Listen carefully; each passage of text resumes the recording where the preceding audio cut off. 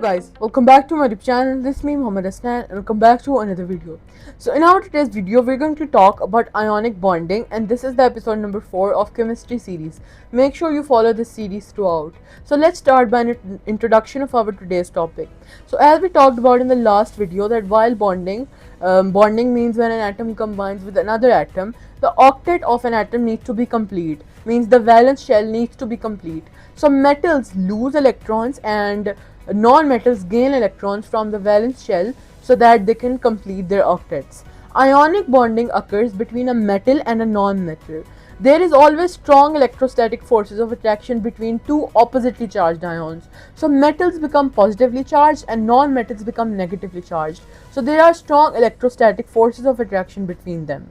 Now, the valence electrons from a metal are transferred to the valence shell of the non-metal in ionic bonding. As there is strong electrostatic force of attraction, so the electrons are transferred from the valence shell of the metal to the non-metal. Now, in this way, the metal loses electrons and the octet is complete, and the non-metal gains electrons which are transferred from the metal and the octet completes.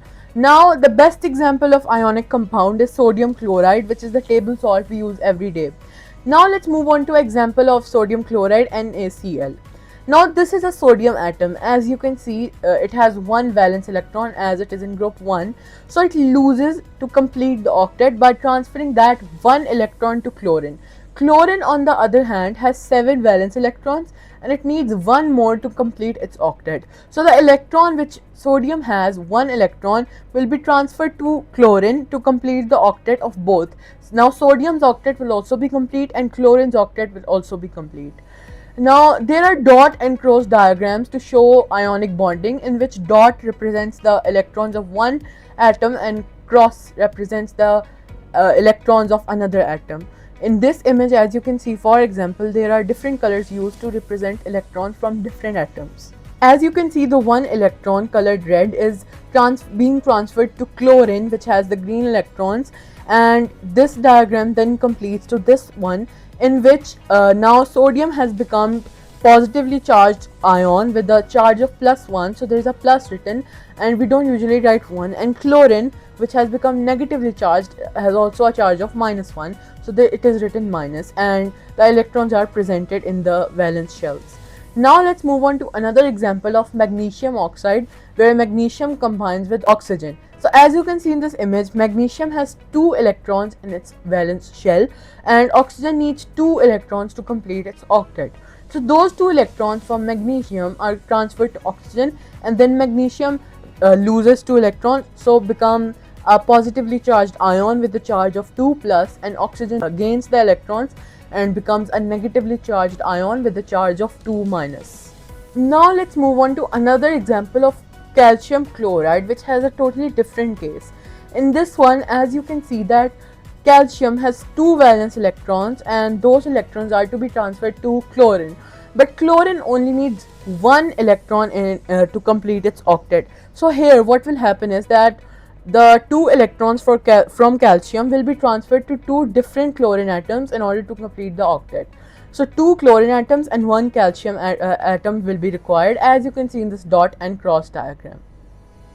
Now let's move on to formula of ionic compounds, which is also very important. How can we write the formula of different ionic compounds? So we use the crisscross method to work out the formula of ionic compounds.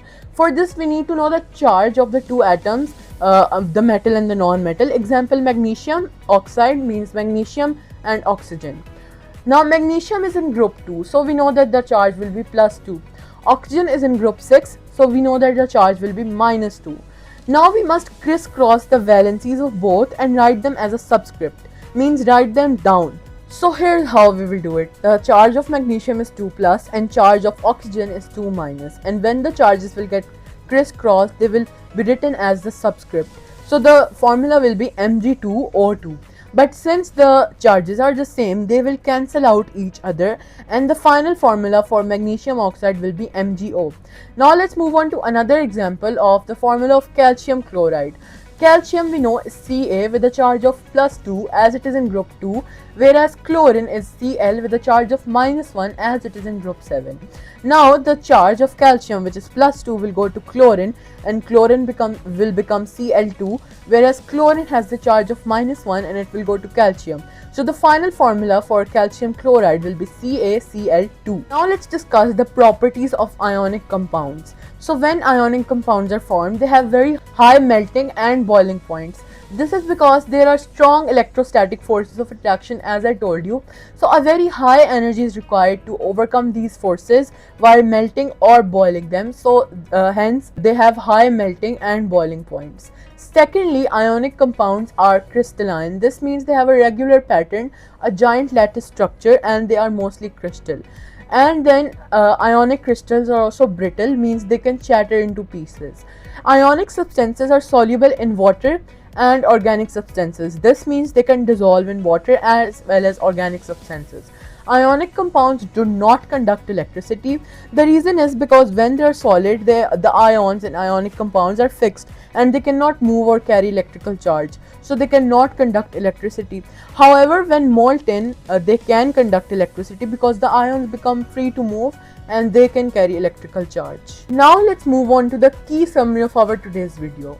So ionic bonding is the strong electrostatic forces of attraction between two oppositely charged ions between a metal and a non-metal, where the valence electrons are transferred from a metal to a non-metal to complete the octet while bonding. To deduce the formula of ionic compounds, we use the crisscross method, where we crisscross the charges and write them as subscripts, cancelling out same charges. Then ionic compounds have giant crystal lattices and regular patterns. They have high melting and boiling points. They are brittle and they are soluble in water as well.